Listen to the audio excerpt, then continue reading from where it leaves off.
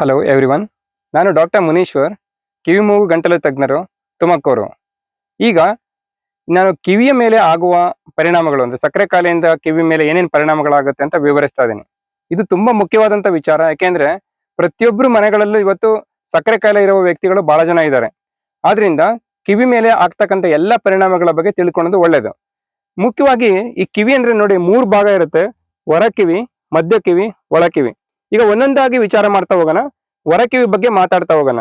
ಹೊರ ಕಿವಿಯಲ್ಲಿ ಇದು ಪಿನ್ನ ಅಂತ ಇರುತ್ತೆ. ಈ ಪಿನ್ನಗೆ ಫಸ್ಟ್ ಪಾಯಿಂಟ್ ಆಗಿ ನಿಮಗೆ ಪೆರಿಕಾಂಡ್ರೈಟಿಸ್ ಅಂತ ಒಂದು ಇನ್ಫೆಕ್ಷನ್ ಆಗುತ್ತೆ. ಇದನ್ನ ಸ್ವಲ್ಪ ನೀವು ಸ್ಕ್ರಾಚ್ ಮಾಡ್ಕೊಂಡ್ರೆ ಅಥವಾ ಏನಾದ್ರು ಟಚ್ ಆದ್ರೆ ಮಾಡಿದ್ರೆ ಅದು ಇನ್ಫೆಕ್ಷನ್ ಆಗ್ಬಿಟ್ಟು ಊದ್ಕೊಂಡ್ಬಿಟ್ಟು ಕೆಂಪಗಾಗ್ಬಿಡುತ್ತೆ. ಅವಾಗ ಪೇಷಂಟ್ಗೆ ತುಂಬಾ ನೋವಿರುತ್ತೆ. ಅವಾಗ ನೀವು ಏನ್ ಮಾಡ್ಬೇಕು ಅಂದ್ರೆ ಆಂಟಿಬಯೋಟಿಕ್ಸ್ ಮತ್ತೆ ನೋವು ನಿವಾರಕ ಔಷಧಿಗಳು ಮತ್ತೆ ಕೆಲವು ಸಲ ಆಪರೇಷನ್ ಕೂಡ ಬೇಕಾಗತ್ತೆ. ಅದ್ ಬಿಟ್ರೆ ನೆಕ್ಸ್ಟ್ ಯಾವ ತರ ತೊಂದರೆಗಳು ಬರುತ್ತೆ ಅಂದ್ರೆ ನಿಮಗೆ ಈ ಭಾಗದಲ್ಲಿ ಕೀವು ಗುಳ್ಳೆ ಆಗುತ್ತೆ. ಅದನ್ನ ಓಟೈಟಿಸ್ ಎಕ್ಸ್ಟರ್ನಾ ಅಥವಾ ಬ್ಯಾಕ್ಟೀರಿಯಲ್ ಓಟೈಟಿಸ್ ಎಕ್ಸ್ಟರ್ನಾ ಎಂದು ಕರೆಯುತ್ತೇವೆ. ಇದರಲ್ಲೂ ಕೂಡ ತುಂಬಾ ನೋವು ಬರುತ್ತೆ. ನೋವು ಬಂದಾಗ ಈವನ್ ಬಾಯಿ ಕೂಡ ಓಪನ್ ಮಾಡ್ಲಿಕ್ಕೆ ಆಗೋದಿಲ್ಲ. ನಾವು ಕಿವಿಯನ್ನ ಮೈಕ್ರೋಸ್ಕೋಪ್ ಮುಖಾಂತರ ಪರೀಕ್ಷೆ ಮಾಡಿದಾಗ ಅಲ್ಲಿ ಒಂದು ಕೀವು ಗುಳ್ಳೆ ತರ ಕಾಣ್ತಾ ಇರುತ್ತೆ. ಇದಕ್ಕೆ ಚಿಕಿತ್ಸೆ ಏನು ಅಂತ ಅಂದ್ರೆ ಅಗೇನ್ ಆಂಟಿಬಯೋಟಿಕ್ಸ್ ಮತ್ತೆ ನೋವು ನಿವಾರಕ ಔಷಧಿಗಳು, ಕೆಲವು ಡ್ರಾಪ್ಸ್ ಹಾಕ್ತಿವಿ. ಕೆಲವು ಸಲ ನೀಡ್ಲ್ ಇರುತ್ತಲ್ಲ, ಒಂದು ಸೂಜಿ ನೀಡ್ಲಲ್ಲಿ ಅದನ್ನ ಓಪನ್ ಮಾಡಿದ್ರೆ ಕಿವಿ ನೋವು ಕಡಿಮೆ ಆಗುತ್ತೆ. ಸಾಮಾನ್ಯವಾಗಿ ಏನು ತೊಂದರೆಗಳು ಬರೋದಿಲ್ಲ ಇದರಲ್ಲಿ. ಅದ್ಬಿಟ್ರೆ ಮುಂದಿನ ಕಾಯಿಲೆ ಅಂತಂದ್ರೆ ನಿಮಗೆ ಮ್ಯಾಲಿಗ್ನೆಂಟ್ ಓಟೈಟಿಸ್ ಎಕ್ಸ್ಟರ್ನಾ ಅಂತ ಒಂದು ಕಾಯಿಲೆ ಬರುತ್ತೆ ಈ ಜಾಗದಲ್ಲಿ. ಈಗೇನು ಓಟೈಟಿಸ್ ಎಕ್ಸ್ಟರ್ನಾ ಅಂತ ಹೇಳಿದ್ರೆ ಅದು ಮುಂದುವರಿದ ಭಾಗ, ಅದು ತುಂಬಾ ಸಿವಿಯರ್ ವೆರೈಟಿ, ಅತಿಯಾದ ವೆರೈಟಿ ಅಂತ ಹೇಳ್ತೀವಿ. ಅದಾದಾಗ ಏನಾಗುತ್ತೆ ಅಂದ್ರೆ ಇಲ್ಲಿ ಇನ್ಫೆಕ್ಷನ್ ಈ ಭಾಗಕ್ಕೆಲ್ಲ ಸ್ಪ್ರೆಡ್ ಆಗ್ಬಿಡುತ್ತೆ, ಬೇರೆ ಭಾಗಕ್ಕೆಲ್ಲ ಆವರಿಸ್ಕೊಂಡು ಇಲ್ಲಿ ಒಂದು ದುರ್ಮಾಂಸ ತರ ಬೆಳ್ಕೊಂಡ್ಬಿಡುತ್ತೆ. ಅವಾಗ ಏನಾಗುತ್ತೆ ಅಂದ್ರೆ ಇಲ್ಲಿ ನಾವು ಲೈಟ್ ಆಗಿ ನೋಡುವಾಗ ಇಲ್ಲಿ ಗ್ರಾನ್ಯುಲೇಷನ್ ಟಿಶ್ಯೂ ಅಥವಾ ದುರ್ಮಾಂಸ ಕಾಣುತ್ತೆ, ಮತ್ತೆ ತುಂಬಾ ನೋವಿರುತ್ತೆ. ಇದರಲ್ಲಿ ಇಂಪಾರ್ಟೆಂಟ್ ಏನು ಅಂತಂದ್ರೆ ಅದು ಸ್ಪ್ರೆಡ್ ಆಗ್ತಾ ಹೋಗುತ್ತೆ, ಬೇರೆ ಬೇರೆ ಭಾಗಗಳಿಗೆ ಸ್ಪ್ರೆಡ್ ಆಗ್ಬಿಟ್ಟು ಅದನ್ನ ನಾವು ಸ್ಕಲ್ ಬೇಸ್ ಆಸ್ಟಿಯೋಮೈಲೈಟಿಸ್ ಅಂತಾನು ಕರಿತೀವಿ. ಇದಕ್ಕೆ ಚಿಕಿತ್ಸೆ ಏನು ಅಂದ್ರೆ ಸಕ್ಕರೆ ಕಾಯಿಲೆನ ಸರಿಯಾಗಿ ಕಂಟ್ರೋಲ್ ಅಲ್ಲಿ ಇಡಬೇಕು, ಮತ್ತೆ ಆಂಟಿಬಯೋಟಿಕ್ಸ್ ತುಂಬಾ ದಿನ ಕೊಡ್ಬೇಕಾಗತ್ತೆ. ಮತ್ತೆ ಇಲ್ಲಿ ಕೆಲವು ಕಡೆ ಗ್ರಾನ್ಯುಲೇಷನ್ ಟಿಶ್ಯೂ ಅಥವಾ ದುರ್ಮಾಂಸ ಏನಿದೆ ಅದನ್ನ ನಾವು ತೆಗಿಬೇಕಾಗತ್ತೆ. ಅದ್ರ ಮುಂದುವರೆದ ಚಿಕಿತ್ಸೆ ಅಂದ್ರೆ ಕೆಲವು ಸಲ ನಾವು ದೊಡ್ಡ ಆಪರೇಷನ್ ಕೂಡ ಬೇಕಾಗತ್ತೆ. ಇದನ್ನ ನಾವು ಮ್ಯಾಲಿಗ್ನೆಂಟ್ ಓಟೈಟಿಸ್ ಎಕ್ಸ್ಟರ್ನಾ ಅಂತ ಯಾಕೆ ಕರಿತೀವಿ ಅಂದ್ರೆ ಇದು ತುಂಬಾ ಅಪಾಯಕರವಾದಂತ ಕಾಯಿಲೆ. ಇದರಲ್ಲಿ ಪೇಷಂಟ್ಗೆ ಜೀವದ ಅಪಾಯ ಇರುತ್ತೆ. ಆದ್ರಿಂದ ಪೇಷಂಟ್ ಎಕ್ಸ್ಪೈರ್ಡ್ ಆಗೋ ಚಾನ್ಸಸ್ ಇರುತ್ತೆ. ಈಗ ಮುಂದಿನ ಕಾಯಿಲೆ ಅಂದ್ರೆ ಅರ್ಪಿಸ್ ಜೋಸ್ಟರ್ ಓಟಿಕಸ್ ಅಂತ ಕರಿತೀವಿ. ಇದು ವೈರಲ್ ಇನ್ಫೆಕ್ಷನ್. ಅರ್ಪಿಸ್ ಜೋಸ್ಟರ್ ವೈರಸ್ ಇಂದ ಬರ್ತಕ್ಕಂಥದ್ದು. ಇದು ಶುಗರ್ ಇರೋ ಪೇಷಂಟ್ ಗಳಿಗೆ ತುಂಬಾ ಕಾಮನ್ ಆಗಿ ಬರುತ್ತೆ. ಇದ್ರಲ್ಲಿ ಹೆಂಗೆ ಅಂದ್ರೆ ಈ ಭಾಗದಲ್ಲೆಲ್ಲ ಗುಳ್ಳೆಗಳು ಬಂದ್ಬಿಡುತ್ತೆ, ಮತ್ತೆ ತುಂಬಾ ನೋವಿರುತ್ತೆ. ರಾತ್ರಿ ಹೊತ್ತು ಪೇಷಂಟ್ ಮಲಗ್ಲಿಕ್ಕೆ ಆಗೋದಿಲ್ಲ. ಮತ್ತೆ ಫೇಶಿಯಲ್ ನರ ಅಂತ ಬರುತ್ತೆ, ಇಲ್ಲ ಅನ್ಸಿ ಒಂದ್ ಬರುತ್ತೆ, ಅದು ವೀಕ್ ಆಗ್ಬಿಟ್ಟು ಬಾಯಿ ಈ ತರ ಸೊಟ್ಟಾಗೋ ಚಾನ್ಸಸ್ ಇರುತ್ತೆ. ಮತ್ತೆ ಕಣ್ಣು ಮುಚ್ಚಕ್ಕಾಗಲ್ಲ. ಆ ಭಾಗದಲ್ಲಿ ಯಾವ ಕಡೆ ನರ ವೀಕ್ ಆಗಿರುತ್ತೆ ಅದು ಕಣ್ಣು ಮುಚ್ಚಲಿಕ್ಕೆ ಆಗಲ್ಲ. ಈ ಕಾಯಿಲೆಗೆ ಟ್ರೀಟ್ಮೆಂಟ್ ಯಾವ ತರ ಅಂತ ಅಂದ್ರೆ ನಾವು ಆಂಟಿವೈರಲ್ ಡ್ರಗ್ಸ್ ಅಂತ ಕೊಡ್ತೀವಿ, ನೋವು ನಿವಾರಕ ಔಷಧಿಗಳನ್ನ ಕೊಡ್ತೀವಿ. ಮತ್ತೆ ಕೆಲವು ಸಲ ಈ ಸ್ಟೀರಾಯ್ಡ್ ಔಷಧಿಗಳನ್ನ ಕೊಟ್ರೆ ಅದು ಮುಂದೆ ಆಗ್ತಕ್ಕಂಥ ದುಷ್ಪರಿಣಾಮಗಳನ್ನ ನಾವು ತಡೆಯಬಹುದು. ಇದು ಮುಂದಿನ ಕಾಯಿಲೆ ಏನು ಅಂದ್ರೆ ಈಗ ಈ ಭಾಗದಲ್ಲಿ ನಿಮ್ಗೆ ಫಂಗಲ್ ಇನ್ಫೆಕ್ಷನ್ ಆಗುತ್ತೆ. ಇದು ಓಟೋಮೈಕೋಸಿಸ್ ಅಂತ ಕರಿತೀವಿ. ಇದು ಏನಕ್ಕೆ ಬರುತ್ತೆ ಅಂದ್ರೆ ತೇವಾಂಶ ಜಾಸ್ತಿ ಆಗಿದ್ರೆ, ಸಕ್ಕರೆ ಕಾಯಿಲೆ ಇರೋರಿಗೆ ತುಂಬಾ ಕಾಮನ್ ಇದು. ತೇವಾಂಶ ಇರ್ದಂಗೆ ನಾವು ನೋಡ್ಕೋಬೇಕಾಗತ್ತೆ.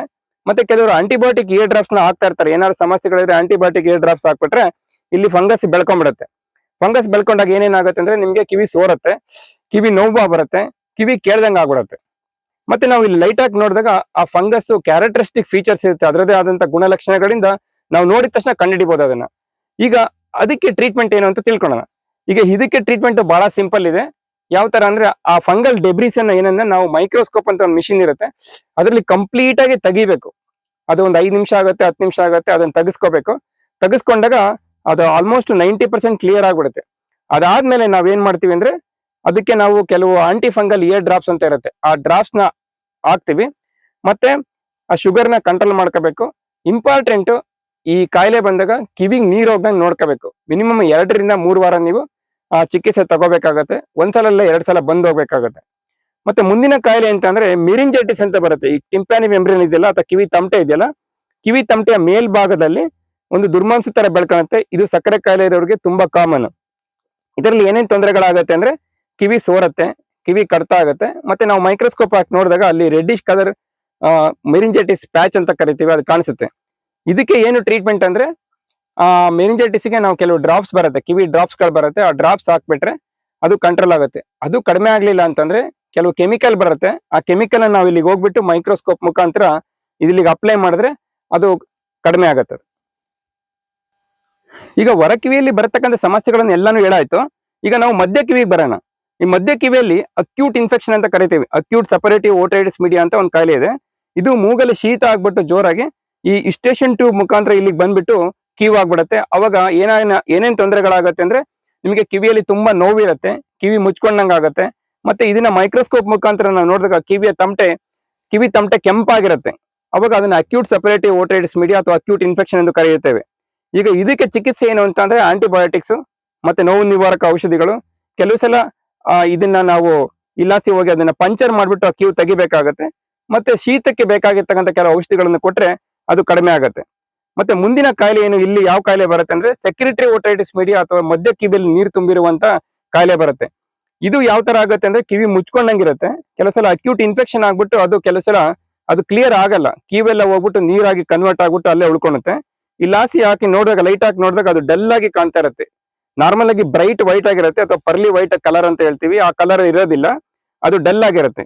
ಇದಕ್ಕೆ ಚಿಕಿತ್ಸೆ ಏನು ಅಂತಂದ್ರೆ ಸುಮಾರು ಔಷಧಿಗಳಿದಾವೆ, ಅವನ್ನೆಲ್ಲ ಕೊಡ್ತೀವಿ. ಒಂದು 2 ರಿಂದ 3 ವಾರ ಕಾಯ್ಬೇಕಾಗತ್ತೆ. ಅದು ಕೆಲಸ ಎಲ್ಲ ಕ್ಲಿಯರ್ ಆಗ್ಲಿಲ್ಲ ಅಂದ್ರೆ ಇಲ್ಲಾಸಿ ಹೋಗ್ಬಿಟ್ಟು ನಾವು ಇದನ್ನ ಸ್ವಲ್ಪ ಓಪನ್ ಮಾಡ್ಬಿಟ್ಟು ಆ ನೀರನ್ನ ತೆಗೆದ್ಬಿಟ್ಟು ಆ ಗ್ರಾಮೆಟ್ ಅಂತ ಒಂದು ಟ್ಯೂಬ್ ಬರುತ್ತೆ, ಆ ಗ್ರಾಮೆಟ್ ಅನ್ನ ಫಿಕ್ಸ್ ಮಾಡ್ಬೇಕಾಗತ್ತೆ. ಮುಂದೆ ಇನ್ನೇನ್ ಕಾಯಿಲೆ ಬರುತ್ತೆ ಅಂದ್ರೆ ನಿಮಗೆ ಕೆಲವು ಸಲ ಕ್ರಾನಿಕ್ ಸಪರೇಟಿವ್ ಓಟೈಟಿಸ್ ಮೀಡಿಯಾನು ಕೂಡ ನಿಮಗೆ ಈ ಸಕ್ಕರೆ ಕಾಯಿಲೆ ಇರೋ ವ್ಯಕ್ತಿಗಳಿಗೆ ಕಾಮನ್ ಆಗಿ ಬರುತ್ತೆ. ಅದರಲ್ಲಿ ಯಾವ ತರ ಅಂತಂದ್ರೆ ಆ ಕಿವಿ ಇನ್ಫೆಕ್ಷನ್ ಜೋರಾಗಿ ಆಗ್ಬಿಟ್ಟು ಮಿಡ್ಲಿಯರ್ ಅಲ್ಲಿ ಈ ಇಡೀ ಕಿವಿ ತಮಟೆನೆ ಕರ್ಗೋಗ್ಬಿಡುತ್ತೆ. ಅಥವಾ ಅದನ್ನ ಅಕ್ಯೂಟ್ ನೆಕ್ರೋಟೈಸಿಂಗ್ ಓಟೈಟಿಸ್ ಮೀಡಿಯಾ ಎಂದು ಕರೆಯುತ್ತೇವೆ. ಆ ಕಿವಿ ತಮಟೆ ಪೂರ್ತಿ ಹೋಗ್ಬಿಟ್ರೆ ಅದು ಅದಾಗದೆ ತಂತಾನಾಗಿ ರೆಡಿ ಆಗೋದಿಲ್ಲ. ಅವಾಗ ಏನ್ ಮಾಡ್ಬೇಕಾಗತ್ತೆ ನಾವು ಅಂದ್ರೆ ಹೊಸದಾಗಿ ನಾವು ಒಂದು ತಮಟೆ ಹಾಕಿ ರಿಪೇರಿ ಮಾಡ್ಬೇಕಾಗತ್ತೆ. ಮತ್ತೆ ಬೇರೆ ಇನ್ಯಾವ ಕಾಯಿಲೆಗಳು ಇಲ್ಲಿ ಬರುತ್ತೆ ಅಂತ ಅಂದ್ರೆ ನಿಮಗೆ ಈಗ ಕ್ರಾನಿಕ್ ಸಪರೇಟಿವ್ ಓಟೈಟಿಸ್ ಮೀಡಿಯಾ ಅಂತ ಒಂದು ಕಾಯಿಲೆ ಇದೆ ಸಾಮಾನ್ಯವಾಗಿ. ಆ ಕಾಯಿಲೆಗಳಲ್ಲಿ ಈ ಸಕ್ಕರೆ ಕಾಯಿಲೆ ಇರೋರಿಗೆ ತುಂಬಾ ಇನ್ಫೆಕ್ಷನ್ಗಳು ಜಾಸ್ತಿ ಆಗ್ತಾ ಇರುತ್ತೆ. ಸೆಪ್ಟಿಕ್ ಏನಿದೆ ಆಲ್ರೆಡಿ ಅದು ಜಾಸ್ತಿ ಆಗ್ತಾ ಇರುತ್ತೆ. ಅವಾಗ ಏನ್ ಮಾಡ್ಬೇಕು ಅಂದ್ರೆ ಆ ಕ್ರಾನಿಕ್ ಸಪರೇಟಿವ್ ಮೀಡಿಯಾನ ಆದಷ್ಟು ಬೇಗ ನೀವು ಆಪರೇಷನ್ ಮುಖಾಂತರ ಕ್ಲಿಯರ್ ಮಾಡ್ಕೊಂಡ್ರೆ ನಿಮ್ಗೆ ಪದೇ ಪದೇ ನೋವು ಬರೋದು, ಪದೇ ಪದೇ ಸೋರೋದು, ಮತ್ತೆ ಕಿವಿಡ್ತನ ಜಾಸ್ತಿ ಆಗೋದು ಎಲ್ಲ ಕಡಿಮೆ ಆಗುತ್ತೆ. ಈಗ ನೋಡಿ, ನಾನು ಹೊರ ಕಿವಿ ಮಧ್ಯ ಕಿವಿ ಬಗ್ಗೆ ನಾನು ಹೇಳಿದೆ. ಈಗ ಒಳ ಕಿವಿಗೂ ಕೂಡ ಕೆಲವು ತೊಂದರೆಗಳು ಬರ್ತವೆ ಸಕ್ಕರೆ ಕಾಯಿಲೆ ಇರೋರಿಗೆ. ಇಲ್ಲಿ ಏನೇನು ಬರುತ್ತೆ ಅಂದ್ರೆ ಕಿವಿ ಕೇಳಿಸುವ ಶಕ್ತಿ ಕಡಿಮೆ ಆಗ್ತಾ ಹೋಗುತ್ತೆ. ಆ ಶಕ್ತಿ ಅಂದ್ರೆ ಇದ್ರದ್ದು ನರ ಪವರ್ ಏನಿದೆ ಇದು ಕಡಿಮೆ ಆಗ್ತಾ ಹೋಗುತ್ತೆ. ಅದನ್ನ ಸೆನ್ಸರಿ ನ್ಯೂರಲ್ ಹಿಯರಿಂಗ್ ಲಾಸ್ ಅಂತ ಕರಿತೀವಿ. ಸಾಮಾನ್ಯವಾಗಿ ವಯಸ್ಸಾದಂಗೆ ಎಲ್ಲರಿಗೂ ಕೂಡ ಇದು ವಯೋಸಹಜವಾದಂತ ಕಾಯಿಲೆ, ನರ ವೀಕ್ ಆಗ್ತಾ ಇರುತ್ತೆ. ಆದ್ರೆ ಸಕ್ಕರೆ ಕಾಯಿಲೆ ಇರೋರಿಗೆ ಈ ಸೆನ್ಸರಿ ನ್ಯೂರಲ್ ಹಿಯರಿಂಗ್ ಲಾಸ್ ಅನ್ನೋದು ಜಾಸ್ತಿ ಆಗ್ತಾ ಇರುತ್ತೆ. ಇದಕ್ಕೆ ಏನು ಟ್ರೀಟ್ಮೆಂಟ್ ಏನು ಅಂತ ಅಂದ್ರೆ ಆಡಿಯೋಮೆಟ್ರಿ ಅಂತ ಮಾಡ್ತೀವಿ. ಆಡಿಯೋಮೆಟ್ರಿ ಮಾಡ್ಬಿಟ್ಟು ಅದು ತುಂಬಾ ಹಿಯರಿಂಗ್ ಲಾಸ್ ಜಾಸ್ತಿ ಇದ್ರೆ ಅವಾಗ ಅವರಿಗೆ ಶ್ರವಣ ಯಂತ್ರಗಳನ್ನ ಹಾಕ್ಬಿಟ್ಟು ಅದನ್ನ ಸರಿಪಡಿಸ್ಬೋದು. ಮತ್ತೆ ಬೇರೆ ಇನ್ನೇನ್ ಸಮಸ್ಯೆ ಬರುತ್ತೆ ಒಳ ಕಿವಿಗಳಲ್ಲಿ ಅಂದ್ರೆ ನಿಮಗೆ ಸಮತೋಲನ, ದೇಹದ ಸಮತೋಲನವನ್ನು ಮನುಷ್ಯ ಕಳ್ಕೊಳ್ಳುವಂತ ಪರಿಸ್ಥಿತಿ ಇದೆ. ಅದು ಬ್ಯಾಲೆನ್ಸ್ ಸಿಸ್ಟಮ್ ಕೂಡ ಇಲ್ಲೇ ಇರುತ್ತೆ. ಆ ಬ್ಯಾಲೆನ್ಸ್ ಡಿಸಾರ್ಡರ್ಸ್ ಸ್ಟಾರ್ಟ್ ಆಗುತ್ತೆ. ಮತ್ತೆ ಈ ಸಕ್ಕರೆ ಕಾಯಿಲೆ ಇರೋರು ಪದೇ ಪದೇ ಬೀಳುವಂತ ಚಾನ್ಸ್ ಇರುತ್ತೆ, ಫ್ರಾಕ್ಚರ್ ಆಗೋ ಚಾನ್ಸಸ್ ಇರುತ್ತೆ. ಆದ್ರಿಂದ ನೀವು ಇಲ್ಲಿ ನೋಡ್ದಂಗೆ ಈ ಸಕ್ಕರೆ ಕಾಯಿಲೆಯಲ್ಲಿ ಹೊರಕಿವಿ, ಮಧ್ಯ ಕಿವಿ, ಒಳಕಿವಿ 3 ಭಾಗಗಳಿಗೆ ತೊಂದರೆಗಳು ಬರ್ತಾ ಇದೆ. ಅದ್ಬಿಟ್ರೆ ಕಿವಿ ಮುಖಾಂತರ ಒಂದು ಫೇಶಿಯಲ್ ನರ್ವ್ ಅಂತ ಅಂದ್ಬಿಟ್ಟು ಈ ಕಿವಿ ಒಳಗಡೆ ಹಾಸಿ ಬರುತ್ತದು. ಇಲ್ಲಿ ಬಂದ್ಬಿಟ್ಟು ಈ ಬಾಯಿಗೆ ಸಪ್ಲೈ ಮಾಡುತ್ತೆ. ಈ ಸಪ್ಲೈ ಮಾಡಿದಾಗ ಏನಾಗುತ್ತೆ ಅಂದ್ರೆ ಈ ಫೇಶಿಯಲ್ ಮಸಲ್ಸ್ ಅಂತ ಹೇಳ್ತೀವಲ್ಲ, ಈ ಮಾಂಸ ಖಂಡಗಳನ್ನ ಅದು ಕೆಲಸ ಮಾಡ್ಲಿಕ್ಕೆ ಅನುಕೂಲ ಮಾಡ್ಕೊಡ್ತಾ ಇರುತ್ತೆ. ಈ ಫೇಶಿಯಲ್ ನರ್ವ್ ಈ ಸಕ್ಕರೆ ಕಾಯಿಲೆ ಇರೋರಿಗೆ ಪ್ಯಾರಾಲಿಸಿಸ್ ಆಗೋದು ತುಂಬಾ ಸಾಮಾನ್ಯ.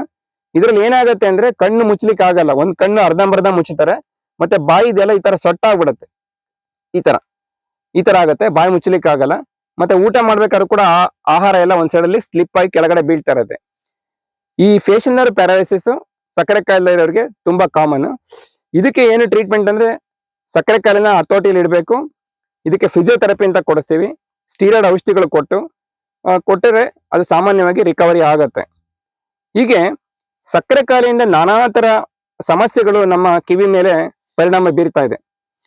ಈಗ ಇದಕ್ಕೆ ಏನು ಒಂದು ಸಕ್ಕರೆ ಎಲ್ಲಾ ಕಾಯಿಲೆಗಳಿಗೂ ಒಂದು ಟ್ರೀಟ್ಮೆಂಟ್ ಅಂತೂ ಸಾಮಾನ್ಯ. ಅದೇನು ಅಂತಂದ್ರೆ ಸಕ್ಕರೆ ಕಾಯಿಲೆನ ನಾವು ಹತೋಟಿಯಲ್ಲಿ ಇಟ್ಕೋಬೇಕು. ಅಂದ್ರೆ ಸಕ್ಕರೆ ಲೆವೆಲ್ಗಳು ಏನು ಬ್ಲಡ್ ಅಲ್ಲಿ ಇರುತ್ತೆ ಅದನ್ನ ಕಂಪ್ಲೀಟ್ ಆಗಿ ಕಂಟ್ರೋಲ್ ಅಲ್ಲಿ ಇಟ್ಕೋಬೇಕು. ಇನ್ನು ಎರಡನೇದಾಗಿ ಯಾವುದೇ ತರ ಇನ್ಫೆಕ್ಷನ್ಗಳು ಕಿವಿನಲ್ಲಿ ಆಗದಂಗೆ, ಈಗ ಕಿವಿನ ಸ್ಕ್ರಾಚ್ ಮಾಡ್ಕೊಳ್ಳೋದಾಗ್ಲಿ, ಟಚ್ ಮಾಡ್ಕೊಳ್ಳೋದಾಗ್ಲಿ, ನೀರು ಹೋಗ್ದಂಗೆ ಕೇರ್ ತಗೊಂಡ್ರೆ ನಿಮಗೆ ಕಿವಿಯಲ್ಲಿ ಆಗ್ತಕ್ಕಂಥ ಪರಿಣಾಮಗಳು, ಸಮಸ್ಯೆಗಳು ಕಡಿಮೆ ಆಗತ್ತೆ. ಈಗ ಈ ತರ ನೀವು ಮೇಂಟೈನ್ ಮಾಡೋದ್ರಿಂದ ನಿಮಗೆ ಕಿವಿಯಲ್ಲಿ ಆಗ್ತಕ್ಕಂಥ ಸಮಸ್ಯೆಗಳು ಕಡಿಮೆ ಆಗ್ತವೆ.